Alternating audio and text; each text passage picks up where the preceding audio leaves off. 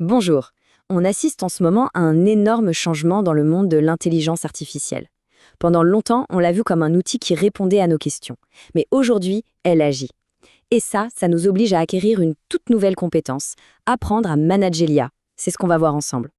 Jusqu'à maintenant, notre relation avec l'IA, c'était assez simple, non? On posait une question et hop, on avait une réponse. C'était un super assistant pour faire une recherche, pour nous aider à écrire, un partenaire de conversation en somme. Mais ce rôle, eh bien, il est en train d'être complètement dépassé. La nouvelle génération, celle qu'on voit arriver avec des modèles comme GPT-5, elle change complètement les règles du jeu.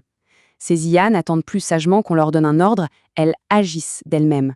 Il ne faut plus les voir comme un simple moteur de recherche amélioré, mais vraiment comme un assistant autonome, capable de planifier et de mener à bien des projets complexes, du début à la fin. Ce changement de paradigme nous impose donc de développer une nouvelle compétence, celle de manager un collaborateur d'un genre totalement inédit. Un collaborateur qui est brillant, c'est certain, mais qui prend aussi chaque mot au pied de la lettre. La question devient donc, comment est-ce qu'on devient un bon manager pour une IA? Ok, alors rentrons dans le vif du sujet. Pour bien commencer, il faut vraiment comprendre ce qui rend cette nouvelle IA si différente des précédentes.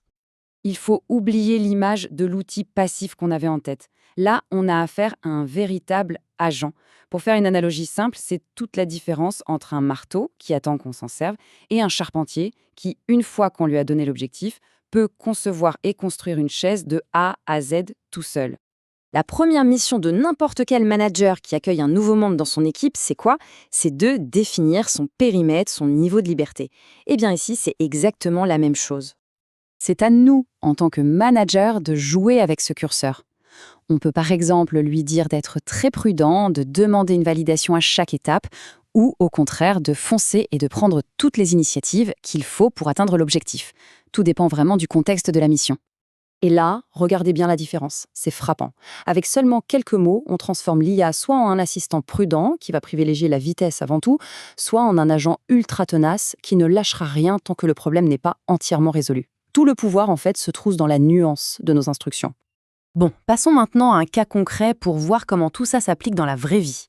On va s'intéresser à la façon dont Cursor, un éditeur de code basé sur l'IA, a dû adapter ses méthodes. L'équipe de Cursor s'est rendu compte d'un truc intéressant en demandant à GPT-5, qui est déjà super proactif de nature, d'être exhaustif. Eh bien le modèle en faisait trop, il surutilisait ses outils. C'est un peu l'image du nouvel employé qui veut tellement impressionner son chef qu'il en fait des caisses. Cette instruction, qui était parfaite pour les anciens modèles qu'il fallait un peu pousser, est devenue un problème. Elle menait à des recherches inutiles, redondantes, et donc à une perte d'efficacité. Finalement, la solution a été de faire confiance à l'IA, à ses capacités de base, et de la guider de manière beaucoup plus subtile. Et ils ont obtenu de bien meilleurs résultats avec une consigne toute simple. Et ça illustre parfaitement un point qui est absolument clé. Manager GPT-5, ce n'est pas du micromanagement. C'est plutôt de l'accompagnement, un peu de confiance et beaucoup de finesse. Puisque GPT-5 suit les instructions avec une précision quasi chirurgicale, la moindre petite ambiguïté, la moindre contradiction dans nos directives peut créer de gros problèmes. Pour une IA qui prend tout au premier degré, des instructions qui se contredisent, c'est paralysant. Prenons l'exemple d'un assistant médical qui recevrait un ensemble de règles. À première vue, ça a l'air logique, mais en fait, c'est un véritable piège. Face à un truc pareil, l'IA est complètement perdue. Elle se dit « Attends, je dois avoir le consentement du patient, mais on me dit aussi de ne pas le contacter. Et je dois d'abord consulter son profil, mais en cas d'urgence, je dois agir avant tout. » C'est un vrai casse-tête. Et cette confusion, elle mène soit à l'inaction totale, soit à une très mauvaise décision. C'est vraiment en chassant ces zones d'ombre, en rendant nos demandes limpides, qu'on permet à l'agent de donner le meilleur de lui-même, de façon efficace et correcte. Mais l'évolution la plus fascinante, c'est peut-être celle-ci. Ce nouvel employé est si avancé qu'il peut carrément nous apprendre à devenir de meilleurs managers pour lui-même.